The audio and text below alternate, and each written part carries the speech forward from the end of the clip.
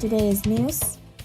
Foreign Minister condemns Israeli strikes and calls for immediate action to address the escalating violence in the Middle East. Education Minister calls for urgent reforms in the education system. And Vice President attends the High Achievers Award ceremony.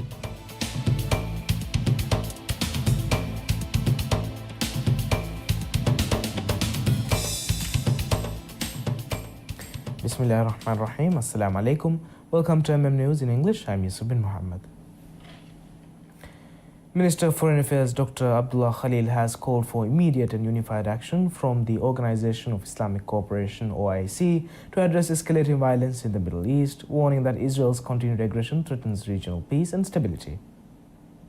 Speaking at the 51st session of the OIC Council of Foreign Ministers in Istanbul, Minister Dr. Khalil urged member states to strengthen the organization's role and present a united front in defending the rights of the Islamic Ummah. He said the situation in Gaza and beyond demands urgent, coordinated responses. In a post shared on X, the minister reiterated his position, stating that Israeli atrocities know no bounds, citing the sustained assault on Palestinians and recent strikes on Iran. He warned that such actions are further destabilizing the region. He added that the Maldives would continue to advocate for its long-standing position on Palestine and reaffirmed that the recognition of an independent and sovereign Palestinian state is essential for lasting peace and justice. At the summit, Minister Dr. Khalil expressed concern over the intensifying Israeli attacks in Gaza, which have killed more than 50,000 people, including 17,000 children since the escalation began. He described recent Israeli strikes on Iranian territory as a dangerous provocation. He also pointed to President Dr. Mohammad Moises' decision to bar Israeli passport holders from entering the Maldives as a firm stance of solidarity with Palestine. Minister Dr. Khalil called for an immediate ceasefire in Gaza and for unconditional delivery of humanitarian aid. He reiterated that peace cannot be achieved without the establishment of a sovereign Palestinian state based on pre-1967 borders, with East Jerusalem as its capital. He expressed support for the Saudi-led two-state solution initiative and the Gaza reconstruction plan, describing both as essential to restoring dignity and stability in the region. The minister concluded by commending the OIC leadership for defending the interests of the Islamic world and underscored the importance of unity among Muslim nations in addressing the challenges facing the Ummah. Vice President Ustaz Hussein Muhammad Latif attended the 4th session of the High Achievers Award 2024, where O-level students were recognized for their outstanding performance. Held at the Maldives Center for Social Education, MCSE, the session saw the Vice President, joined by Education Minister Dr. Esma Shafiu and other senior officials, present trophies to 360 high achieving students. This year's High Achievers Award ceremony spans 5 sessions over the weekend at the Social Center, honoring more than 1,800 students who excelled in the 2023 and 2024 secondary and higher secondary examinations. The event includes the awarding of presidential prizes to top scorers in A-level and O-level exams, presidential scholarships to A-level first place holders, and high achiever scholarships to students who earned A grades or higher in all subjects. First Lady Sajida Muhammad has expressed her commitment to continuing the Maldives partnership with the Merck Foundation following her participation in the 7th Merck Foundation First Ladies Initiative MFFLI Summit held in Dubai. The summit, held from June 18 to 19, brought together First Ladies from Africa and Asia, along with health experts and stakeholders, to discuss collaborative strategies for advancing health equity and social empowerment. Upon her return to the Maldives, the First Lady shared her reflections on the summit through her official X account, expressing gratitude to the Merck Foundation for the opportunity and the warm reception extended to her as a guest of honor. She also stated her interest in strengthening collaboration with the foundation to address ongoing social challenges, particularly in the healthcare sector. During the summit, the First Lady delivered a keynote address and participated in the committee meeting, where she highlighted key health and social issues facing the Maldives. She was also appointed as an ambassador for Merck Foundation's More Than a Mother campaign, which advocates for women's health and aims to eliminate stigma surrounding infertility. Minister of Construction, Housing and Infrastructure Dr. Abdullah Muttalib has confirmed that the handover of the 4,000 flats being developed by Fahidi Rural Corporation FDC in Hulumali Phase 2 will be carried out in stages, depending on the completion of utility services. Speaking to local media, the minister stated that the handover process is expected to begin in July, with the final handovers scheduled to be completed by September. He explained that the timeline will depend on the readiness of essential utility connections, which are being finalized section by section. The minister expressed satisfaction with the current pace and quality of the project, noting that the government had placed special priority on accelerating progress since taking office. He credited FDC and the two contractors involved for significantly increasing the speed of construction. At the time the administration assumed office, the overall project completion stood at around 33%. Over the past 18 months, substantial progress has been made, with the towers Aman Dodi reaching 96% and Amang Udaras at 95% completion. The remaining work primarily involves the installation of utility services. The minister highlighted that utility infrastructure was not originally included in the initial design of the project. As a result, the government has contracted the installation of necessary services to the State Electric Company and the Maldives Water and Sewerage Company to ensure timely completion. The housing project is the largest social housing initiative currently underway in the Greater Malé region. Recipients of the flats have long awaited the chance to move in, following multiple delays. With handovers now on the horizon, many are hopeful that the long-anticipated relocation will soon become a reality. The government spent 1.8 billion rupiah more on debt repayment in the first half of this year compared to the same period in 2024, even as overall state expenditure declined, according to the Finance Ministry. The ministry's latest weekly fiscal development report shows that of the 20.6 billion rupiah spent from the state budget, as of 12 June, 3 billion rupiah was allocated to loan repayments. There is a sharp increase from the 1.1 billion rupiah spent on debt servicing during the same period last year. Despite the increase in debt repayment, total government spending has dropped. Capital and recurrent expenditures fell to 15.6 billion rupiah, down from 20.3 billion in the corresponding period last year. Overall spending declined by 8.7% year-on-year. Due to lower expenditure, the state recorded a budget surplus of 1.2 billion rupiah so far this year.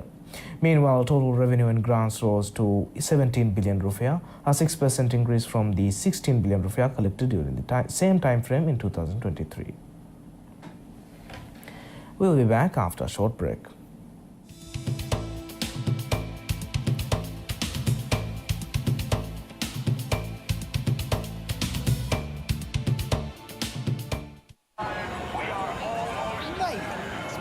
In here today. Of course, bro. It's the kickoff. It's the new Premier League season. I'll be ready. Get loud. This is new faces, latest drip, and fresh trims. It's time to believe. The greatest league in the world is back. Brought to you by MediaNet. Kafa, tiga pocket and contact phone lani. Kafa, passport at the family could get the GIO. Kafe, can it any? For she get the GIO. Coco has no Kafe than a Hajj and Umrah plane nagag. Konkamaka Kafa has family. Ituru Malumat, Elite Mobile Lab, Adi myelite.mv. Elite Ailaya, Marhaba. Duo the Fishmaka. Giralum Fasea, energy. Iron, protein, calcium, vitamin. She gonna fat that one. Gina Madatan Eclave at Ihamer. Yummy. Agusi. Origin modern look a moral hikikir. Eurocor. Authorized distributor. VAV Private Limited. Welcome to our Moringa Magic Menu. Let's dive into these delicious dishes inspired by Moringa. Twirl into wellness with our vibrant Moringa spaghetti. Made with the freshest ingredients. Delight in every bite of our savory Moringa dumplings. A burst of green goodness, Get a taste of authentic Maldivian food with a fusion of flavors with moringa rice and tuna skewers. Elevate your meal with Moringa Magic.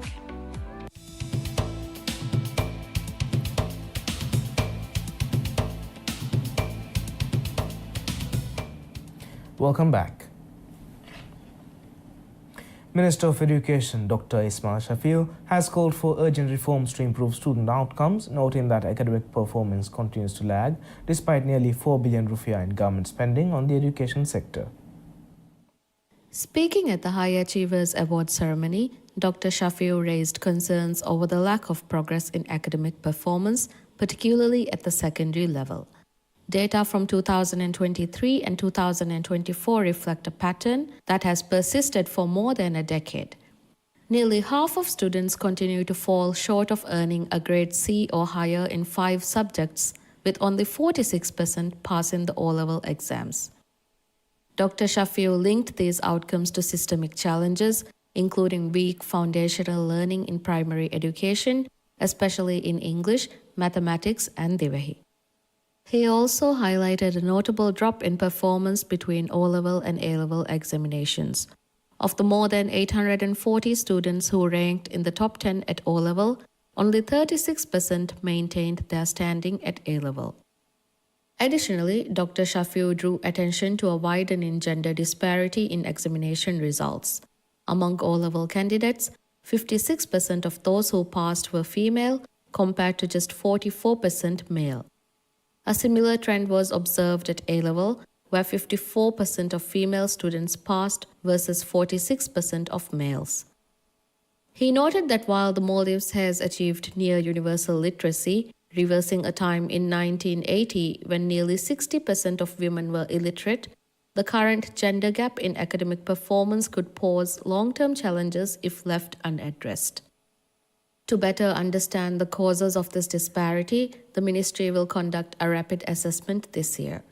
The study will examine whether curriculum design, teaching methods, or broader social and community level factors are contributing to lower male student performance. Findings from the assessment will inform targeted interventions to ensure more balanced academic outcomes between genders. To address broader issues in the education sector, the minister outlined several initiatives, including curriculum revisions and expanded training for teachers and school leaders.